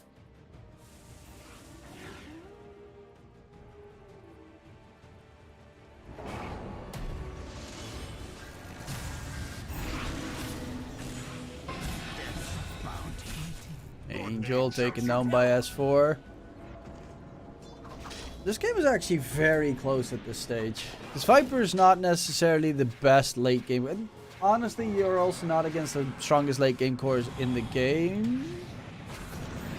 Devi, Rolling Thunder, trying to lock him down. He needs to be a little bit careful. Got a bad bounce there. Has Swashbuckle, but his glimpse, and Devi's caught. As they say, wicked sick.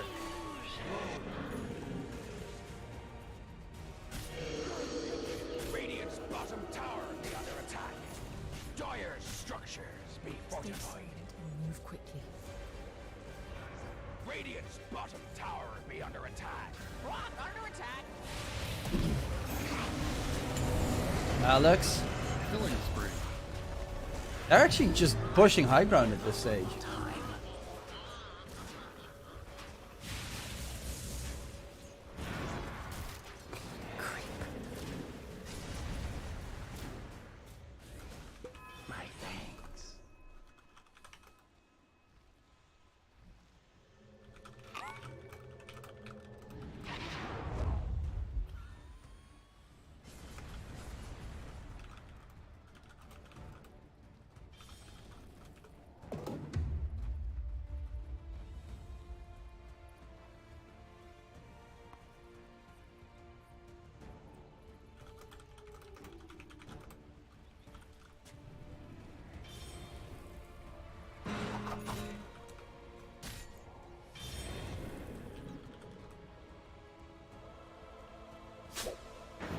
Nightmare.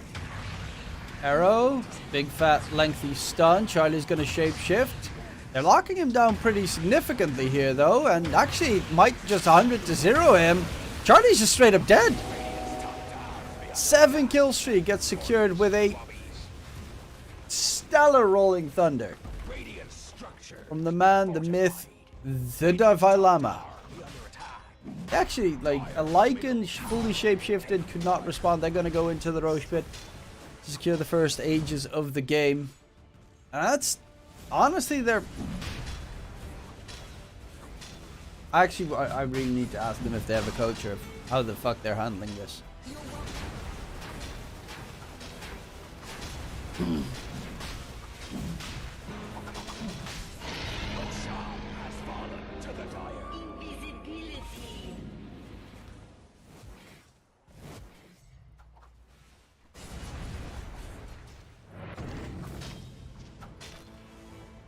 Mirage, full silver edge is now done on the SF, so his right click damage is going to spike up. Also has a bottle with a DD.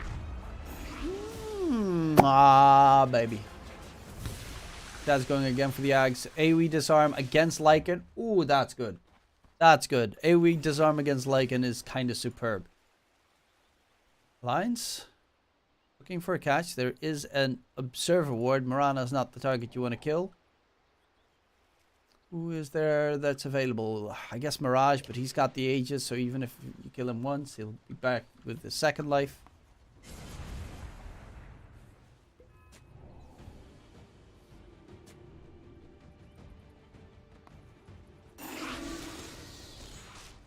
Not necessarily the best target. We have ourselves a pause.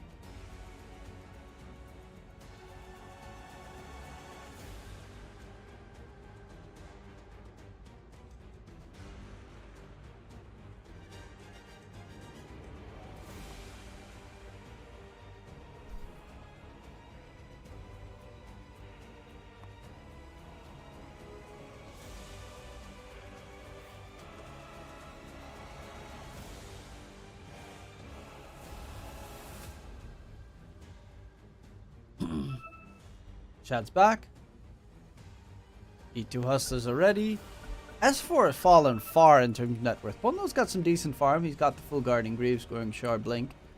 But the fact that S4 is this far behind, he's building Lotus. It's not really that. I guess Lotus is good to get rid of the sleep from Ricky, but that's pretty much it.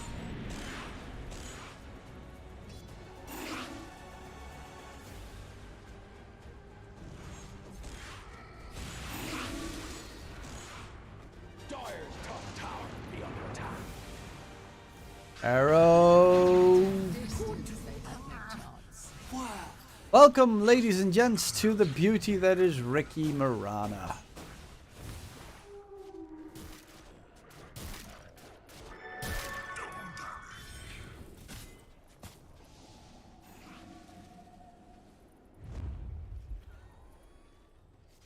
She's smoking out towards mid. What's up, Tony? D2Hustlers. D2Hustlers is pretty good.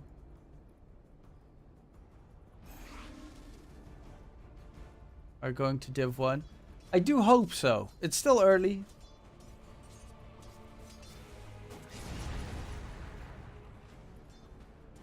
I'm not so sure about Manaspa. Probably gonna suck again. Yeah, that's kind of what I wanted to say. I'm not sure about Manaspa making it.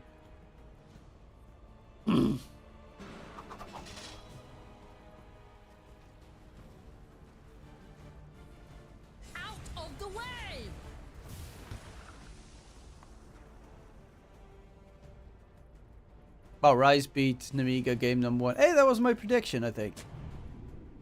My dailies. Oh, catch. I guess. Angel is dead. Mirage. Uh-oh. Needs to be careful of a glimpse. And that's exactly what's going to happen. Doesn't have his BKB yet. Does have the Aegis. But Mirage is going to lose his first life. Rolling Thunder in from Devi. He's going to try and lock them down as much as possible. The two supports are the main two targets. Shad's dropped pretty heavily to the creeps at this stage. Devi is still continuing his Rolling Thunder, but has to go for the TP out of there. Gets glimpse in the last second, and Devi is going to get controlled up in the process. It's a huge kill onto the Pangolier. Does have a buyback available, but yeah, that is a painful fight.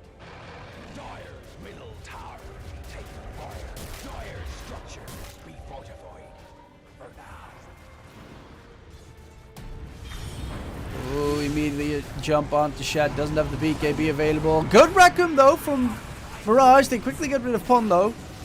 Shad is going to get taken down. That's another kill. They bop back onto Devi Lama for this continuation fight. He slept Chuan. Can they kill off Chuan? They need a lineup. There's no arrow available, so there is no way to interrupt the TP, and honestly a huge engagement for Alliance. Radiant's top tower be under attack. Dyer's bottom tower be under attack. Radiant's top tower is fallen.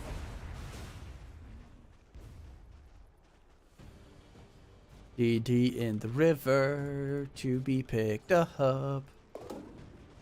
Again, Urdu Thunders are also nice. There are some nice Western EU Div 2 teams. Lions, unfortunately, is not one of them. I really hope to... I hoped to see more from Alliance. That's pretty much it. I hoped to see more. I was hoping Chiwan coming back, Punlo going to EU, S4 coming back. You know, that they bring their A game.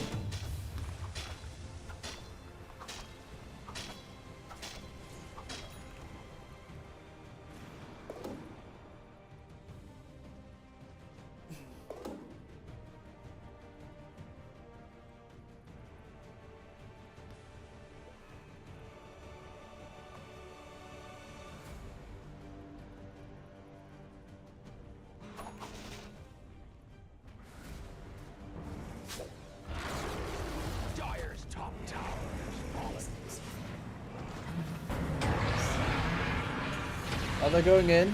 Hanskin gets blown to smithereens. S4 is going to try and run away. Did already use the Stampede. They're pretty high up here and very quickly dead. Though they did lose their two supports on the Alliance side. Devi Lama's Rolling Thunder is on cooldown. She won with the Exorcism. Raj needs to disengage. Shad's going in for the fight. He does have his axe, so he did get the AoE disarm, which is always nasty to deal with. I think that nosedive addition is going to be very hard to deal with for the Leica. And Devi Lama gets controlled. Devi Lama's dead. Reckoned Souls gets used, fears them off. But look at the healing coming out from Shiwan. He gets himself Shad and Devi Lama. Mirage is now next in trouble on the SF. He's trying to disengage. Actually, does kill off Chiwan. And actually, kills off S4 as well. Now needs to be careful of the Lycan creeps. But Charlie doesn't have Shapeshift for 25. So Mirage can just walk. 1v2, he gets 2 kills. 1v3, sorry. Okay, 2v3. But still. The frick? How does he get that much damage? Lions keep making changes, but keep this. I think at this rate they should pick up an existing lineup. Maybe they'll just pick up D2 Hustlers next season. Dyer's bottom tower be under attack.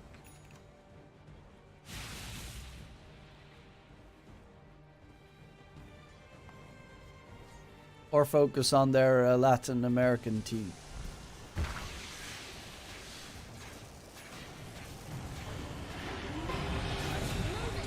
Charlie does do a lot of damage, especially on these supports. Mirage.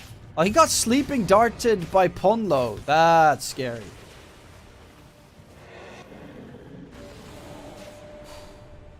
Sleeping dart steal from the Rubik is pretty scary.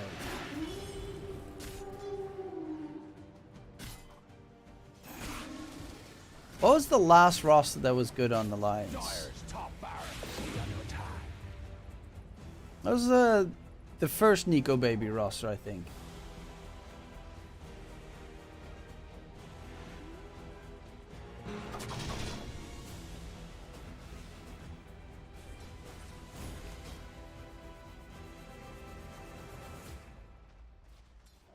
And then they made like 17 Nico Baby Rosses that all donkey nut. Yeah, for a short period. I think what now is Liquid, that team was probably their best one in recent years. With Mickey, Poikva, Boxy, Kaiga. Ooh. Nice dodge there by Divai Lama, but they're gonna lose top set of racks here on the D2 Hustlers.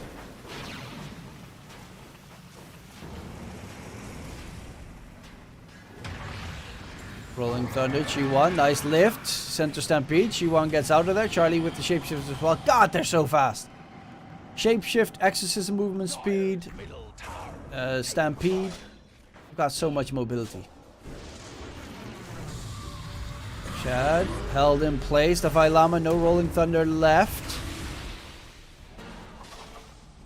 Dire's middle tower be taking fire. A gift from the tempest of battle. Bashino done on Charlie. Charlie's playing a really good game on Lycan. He's 919. Top net worth. He's also got that filthy shard. Is there a wolf by target this game on this team? Not really. I guess, I mean, DP, it's not superb, but DP does have like Witchblade and it's going Kaya Sanj. So could do some right click damage. Plus with Exorcism and Spirit Siphon's kind of cool. Dire's top barracks be under attack. Dire's top barracks. Divide, silence up. Scary, divide. You want to go in. S4 is being held away from the rest of his team. Divide is actually going for a pretty aggressive Rolling Thunder. Lockdown onto Hanskin. Does he take him down? Actually, Ponlo is the one he really wants to take down because Ponlo constantly is playing with that sleeping dart, keeping the enemies out of the engagement for as much as possible. Steals the arrow. And now Angel. Ponlo is doing a really good job in getting the right spell steals at the right time. They find themselves 3 kills, looking to knock on the high ground, and honestly, that's the second set of racks in favor of Alliance.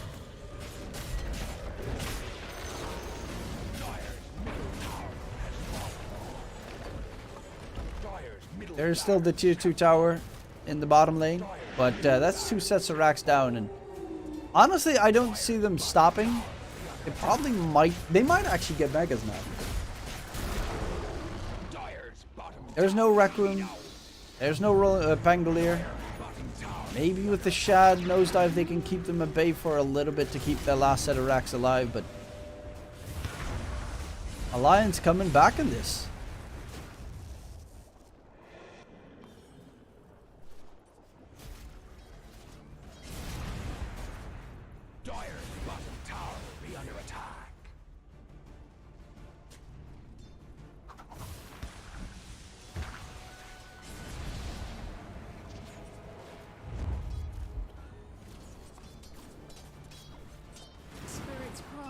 Patience.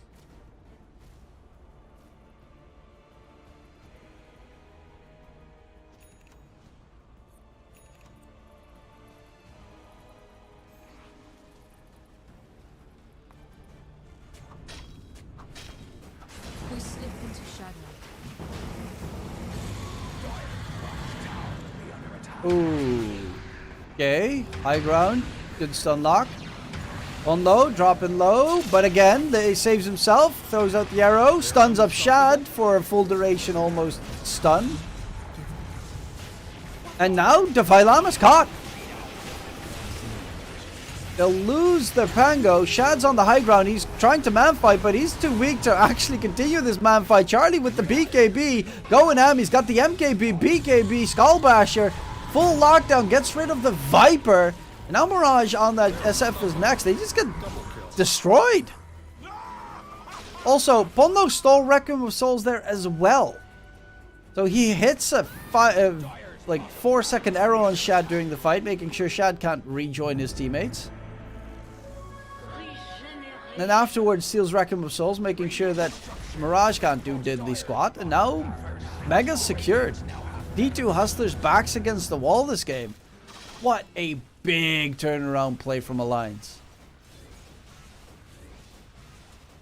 Killing spree. Onage. I guess Alex tried to steal. Yeah, Alex tried to steal. What's with S4's net worth? He just has no farm. But then again, all the farm is on Charlie, who's 13-1 and 13. Never seen... I haven't seen the safe lane Lycan in a very long time either. Rip bets? You know, it happens. To the best of them. You can't always get what you want.